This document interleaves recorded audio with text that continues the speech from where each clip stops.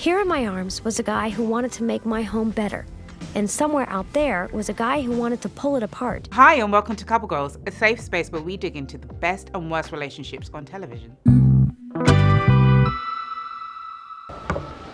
Oak? Actually, it's mostly maple. There we were, mostly maple and incredibly uncomfortable. In this video, we are talking about the one and only Carrie Bradshaw from Sex and the City and her two great loves. Obviously, we mean Alexandra Petrovsky and Berger. I'm just kidding. We mean Aiden and Big. Obviously, she ended up with Big, but was it the right choice? One of Carrie and Big's biggest problems in their relationship is communication, and the biggest example of that has to be the wedding. Getting Big to the altar has been no mean feat. It feels like Carrie has been trying to wrestle him into that wedding ring for what feels like the entirety of their relationship. And now she's finally done it. She's sacrificed, she's played the game, she's jumped the hoops, and now he's finally conceded, willingly conceded. It should have been the happiest day of her life. Should have been. But a key issue of theirs rears its ugly head again, and that is the lack of communication that we spoke about. This small, intimate wedding of theirs has evolved into a society circus. To give credit to Big, he does raise his doubts with Carrie, but he does so too late in the day. 200 people? Page 6? This is my third marriage. How do you think that makes me look? Why didn't you say anything sooner? You wanted all of this. Well, yeah. But don't you I want... want you. I could have just gone down to City Hall. Things steamroll out of control, and seemingly fearing the wedding and not the marriage, Big jilts the bride on the special day. Now, this makes absolutely no sense. He had a million chances to tell Carrie how he really felt, so why leave it to the last minute?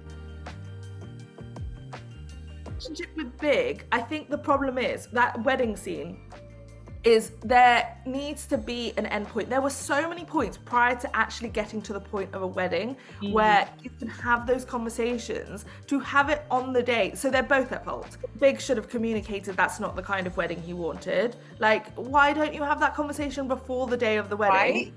Right. And also it's that stereotypical thing of like men being checked out when it comes to wedding, think it's the woman thing, and then realizing they actually do have needs as well. So if you don't communicate that, but also you've now left Carrie in a situation where she's humiliated publicly, which is just going to confound all the other emotions. Same point is that Carrie also did a number of things that she could have done better, like actually get on the phone to Big and be like, can we have a conversation about this? Not just like throw the phone or whatever. And then also the fact that Carrie clearly at no point in the wedding process checked in with Big, said, is this okay? Over it.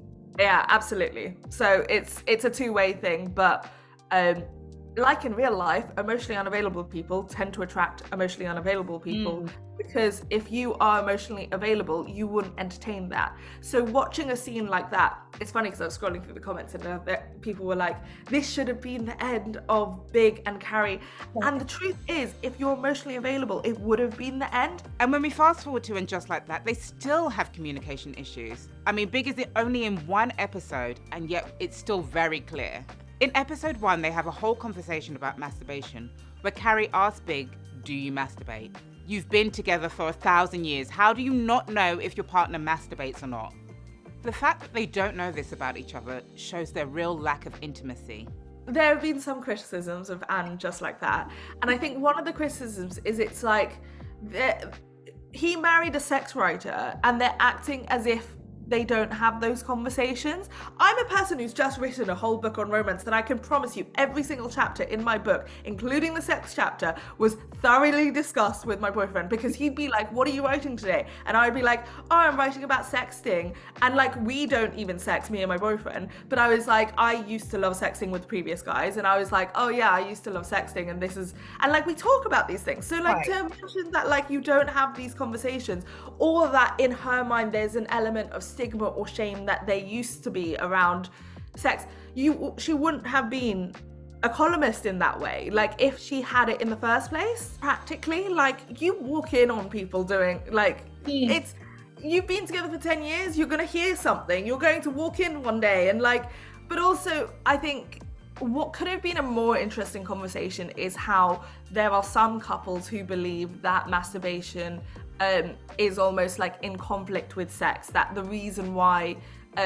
you touch yourself is because you're not getting something elsewhere, when actually they're completely two different things that like fulfill two different reasons. And I was like, that was a missed opportunity for a really great conversation around that. But to have a conversation of, do you masturbate? I'm like, 13-year-olds masturbate. Like, what? Like, probably from the moment he learnt it, like, yeah, he does. Like, it's a bit of a... It's the kind of question that I would expect would be asked 50 years ago. One of my least favorite traits about Big is the fact that he's so emotionally manipulative, which is bad enough on its own, but when you combine it with Carrie's insecurity, it's worse. Of course, there are many examples of this over the series, but one of the biggest examples is when he tells Carrie that he's moving to Paris for 7 months to a year. He drops this bomb last minute without even factoring her into his decision or placing any value on their relationship. This scene is the perfect example of how Big is so emotionally withholding. The problem with this scene is that it proves that they're having two different kinds of relationships. In Carrie's mind, there's one with an intimate relationship and a future where they're willing to move across the world for each other. And Big just has her penciled in for next week. I've been thinking about this. We can make this work. We can, we'll do Le Phone Sex, and if things get really bad, then I'll move to Paris for a while and write Le Sex in the City. That would be great. Which one? I don't care. But you'd be moving to Paris for yourself, right? I mean, don't move for me. Well, why would I move to Paris if it wasn't for you? No, I'm just saying, I don't want you to uproot your life and expect anything.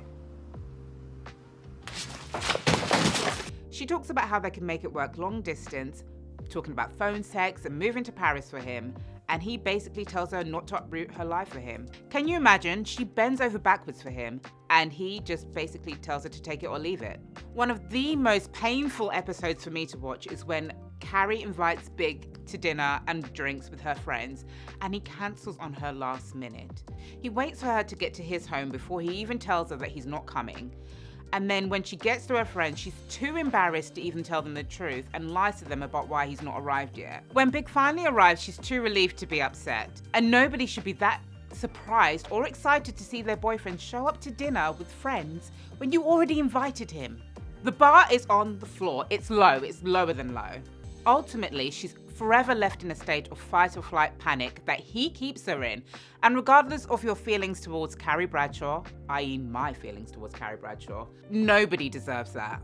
For anyone who you love to put you in this position, like that's not someone you want to be with.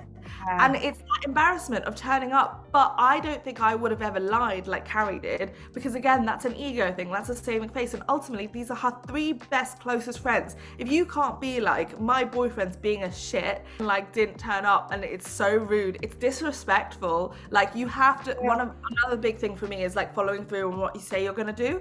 But all of that being wiped clean by then him showing up is not wiped clean, or it wouldn't be with me. Like I would still be going home being like, we need to have a conversation about that. If you say you're going to turn up to something, you need to turn up. I shouldn't have to turn up to your doorstep, convince you, or try to like manipulate you into turning up because I'm so upset. You should do it because you said you were going to do it. When I talk about the bare minimum thing, it's actually the opposite here, where like he's not just done the bare minimum, he's taken away something, and by giving that thing back, it's like he's become an amazing person, but that thing should have been there to begin with.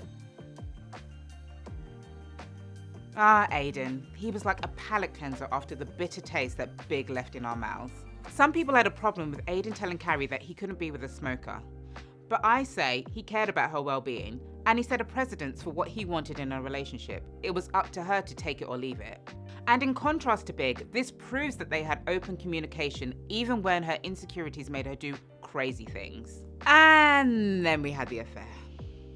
Couldn't it be like the wood? And that's my flaw, and you're the other wood, and that makes us stronger.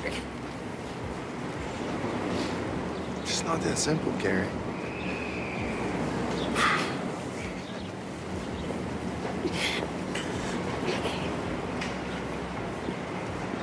just wish I didn't know about this. Carrie's affair with Big warped her relationship with Aiden and ultimately led to two major outcomes. Carrie withdrawing from the relationship and Aiden becoming very petty and very insecure. To put it another way, she became the Big to Aiden's Carrie, a point she makes early on in their relationship, even before the affair. Remember how Big used to keep me away from his mother like I was some kind of leper? I remember. And how pissed it used to make me? I remember. Well, now, Aiden's offering up both his parents on a silver platter, and I'm not sure I want to meet them. Maybe it's too soon. I've never met Steve's mother, and believe me, I'm in no rush. The irony is, Aiden's acting exactly the way I wish Big would have behaved, and I'm behaving just like Big. Maybe you don't believe it's for real unless somebody's playing hard to get. This is a fact that stands out clearly when an insecure Aiden puts pressure on Carrie to elope. Carrie, I looked at you tonight from across the room, and I thought, I love her. And she loves me, and what are we waiting for? Because I need more time. What's going to change? This is me. I don't have any tricks up my sleeve. This is who I am. This isn't about you. I'm not ready for marriage. Well, I am. He's desperate to cling on to her, just like she was with Big when he planned to move to Paris. She claims she's not the marrying type, but we know that that's not true. We know she has been truly and deeply insecure about Big not wanting to marry her for years. Look at this clip when she practically begs Big for an answer as to why she isn't marriage material. We're engaged. I wanted you to hear it from me. Ow. I just got a splitting headache. Well, I didn't know how to tell you, and when you called for lunch... Engaged? How can you be engaged? You have a problem with commitment, remember? In fact, you told me you never wanted to get married again, ever. Well, things change. Meaning what? You just didn't want to marry me. Look, Natasha and Don't say her name to me. Don't you dare say her name to me. So maybe what she really should have admitted was that she wasn't sure about marrying Aiden specifically. But now they struggle to communicate and she has become detached. Well, ultimately, it's it's like the classic case of not healing from one relationship before you go into another. It's absolutely about Aiden specifically. Like, anytime any guy has ever said to me, I'm not the relationship type, I always go, you will be if you find the right person. Like, it's not a personal thing, but it's also a personal thing in the way that you have to want to be in a relationship with that specific person. You have to want to marry that specific person. And Aiden was always second choice, and Aiden knew that, and Aiden felt that, and the reason why, this is why I say Aiden was probably the best out of all the guys she was with, but at some level he's emotionally unavailable, because if you are emotionally available, which I believe I am, if someone was treating me like second best, I'd get out of there because I know I deserve to be treated like I'm the only person for you, as opposed to someone who's just wounding your broken heart. If you want to get married and that person doesn't want to marry you, that leaves a wound questioning whether you are the marrying type. Because also, if you think about back in the day when this was released, there was a stereotype of certain women being marriage material and certain women not. I just don't believe that. Women aren't in two separate segments of marriage material and one's just for fun. But because there was insecurity about that, it's almost like using Aiden to fulfill that fear and be like, oh no, it's not me that's the problem, it's Big that's the problem. The fact that he resorts to, great, let's elope, that almost sends the message of let's trap you in a marriage, which if it's very obvious he's already feeling it. He's feeling what she's putting out. Yeah. But instead of responding to it, being like, hey, it doesn't seem like you actually want this. Yeah. You might have said yes in the moment. Maybe it was in the like heat of the moment. Maybe it is because you're fulfilling this dream of yours your whole life and you want the marriage more than you want the guy. But can we have a conversation about this? Because it doesn't seem like you're in it. It seems like you don't want to make any plans. But the solution isn't, well, let's just do it and then we'll be in it and then that will all work out because the deal is signed. It's not all on Carrie though. The affair has molded Aiden into somebody who's become really petty and really insecure. This becomes apparent in the early days of their reconciliation. I'm back. Where were we? I was up to 3 peanuts. Oh, you think you're such hot stuff, huh? Oh, yeah. Uh-huh. Peanuts? Yeah, Shayna here is teaching me how to play jacks with the peanuts. And I'm at Threesies. Hi, I'm Carrie. Oh, Carrie. He flirts with the waitress in front of Carrie at his and Steve's pub. And do you remember when he made the crack about her morning breath and not wanting to kiss her? And then back to the waitress again when he continues to entertain her even though he knows how Carrie feels. So I said, what? Well, no. There's a big giant. Here, your dog got sick. I'm leaving. Hey, taxi! Hey, will you hold this? Carrie! Carrie, stop! What are you doing? Toxic chemicals? I'm taking a break. Oh, and she just happened to be there with coffee. I diapered your dog. Keep your voice down. What are you doing? Nothing. It's my friend. We're friends. Well, why don't you just fuck her? Then we can both be bad. When you cheat, there is guilt in there, and essentially what she's saying in the line is, I don't want to be guilty anymore. But at the same time, he's punishing her because he can't get over it. And so instead of trying to get over it, I think he needs to accept he can't get over it, rather than doing this tit for tat, well, now I'm going to flirt in public and show you how much it hurt me, and lie to you and say I'm out with the boys when actually I'm flirting with a bartender. And it just is a bit of a toxic dance. Like, she is somewhat trying to hide her jealousy, but still also being like overly clingy and not clingy, but affectionate. Trying to like almost show her possession. Carrie, however, does nothing to make the situation better by still maintaining a friendship with Big even after the affair. Can you believe it, guys? Can you believe it? I don't want you to see him ever again. Can't do that. He's in my life. It's not the same way you are, but he is. Aiden, you can't keep punishing me. And I can't keep punishing me. Instead of distancing herself from Big or letting Aiden go, she becomes emotionally manipulative and begs and pleads with him during that scene where she cries saying, "You have to forgive me." She, like Big, wants everything on her terms and boxes Aiden into a corner knowing that he feels more for her than she does for him. Just like Big. That push and pull, right? Again, down to emotional unavailability. Like that game sense of like, you're interested when they're not, and then you're not interested when they are. Because it creates intensity, chaos, and drama. And if that's your upbringing, then that's your norm. So you're gonna think that's what love looks like. Whereas if a person was brought up in a stable household, or not even, if you've been brought up in a chaotic household, but you've done the work, then you will know calmness, safety, feeling that certainty with your partner is ultimately what love is. And that this feeling on your toes, being a bit nervous when you're around them,